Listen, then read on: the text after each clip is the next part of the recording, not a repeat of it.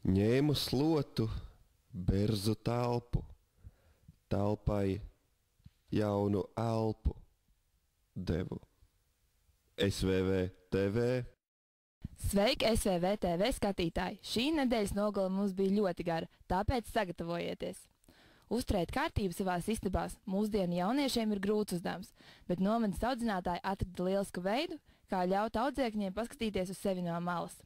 Sāksim ar ieskatu vienā no mūsu rīta lūkšanām. Vienā no rīta lūkšanām, kad kā jau ierasts audzēkņi uzklausa mācītāja Kārļa domu graudus un iesāk dienu ar uzmundrinošu tautas dziesmu, skolas aktu zālē iedrāzās visi audzinātāji un ar palīglīdzekļiem, drēbēm, somām un koferiem sāka parodēt audzēkņu dzīves veidu un aptuveni attēlot skatu, kāds ir to istabiņās. Visu sejās varēja redzēt izbrīnu un nelielu ķiķināšanu, bet pēc priekšnesuma noskatīšanās daudzu sejās parādījās kauns par savu uzvedību. Liela daļa audzēkņu uzreiz pēc rīta lūkšanas beigām nemanot ieslīdēja savās istabiņās un veica ātros uzkopšanas darbus.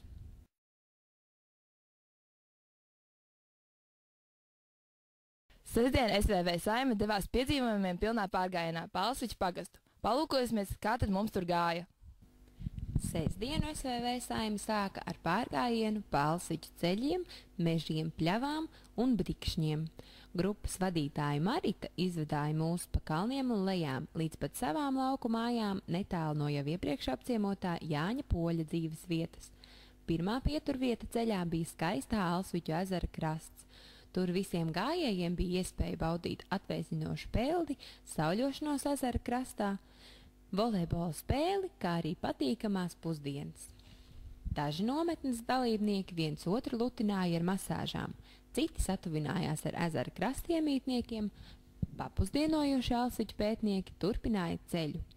Dodoties uz Maritas mājām, šķērsojām skaistas meža aveņu krūmu audzes, pūkaino kosu paklājus, kā arī vientulīgā skata bebru sprostus.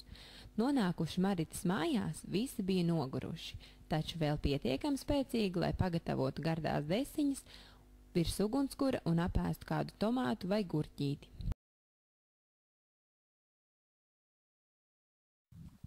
Mūsu viens no aizraujošākiem šīs nedēļas nogales notikumiem bija Olimpiskās spēles. Nākamais sižets par tām. Svētdienas galvenie varoņi bija Una un Kristaps, kuri mums norganizēja fantastisku pasākumu.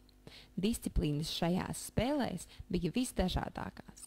Ļoti sīvas un aizraujošas cīņas risinājās kā volejbola, tā arī futbola laukumā un pie virves vilkšanas. Dalībnieki varēja izpausties arī individuālajās sacensībās, kā piemēram 60 metru sprints, 100 metru sprints, grūšana, lecamauklas, īpatnējā griešanās ap lidojošo šķīvīti, soļošana un citās. Pēc disciplīnām tepat Alsviķu skolas teritorijā, kas vēlējās, varēja pievienoties Unai krosiņā uz ezeru, bet pārējie vai nu devās taisnā ceļā uz dušu, vai arī tie, kam sporta bija acīm redzot par maz, palika volejbola laukumā, spēlējot draudzības mačus. Tās ievilkās līdz pat vakariņām, un pēc tam līdz pat apbalvošanai. Nomazgājušies un karogu nolaiduši visi sacensību dalībnieki, tiesneši, kā arī organizatori devās uz aktu zāli, lai veiktu apbalvošanas ceremoniju. Krēslu izvietojums zālē bija latviešu skaistā tautiskā simbola auseklīša formā.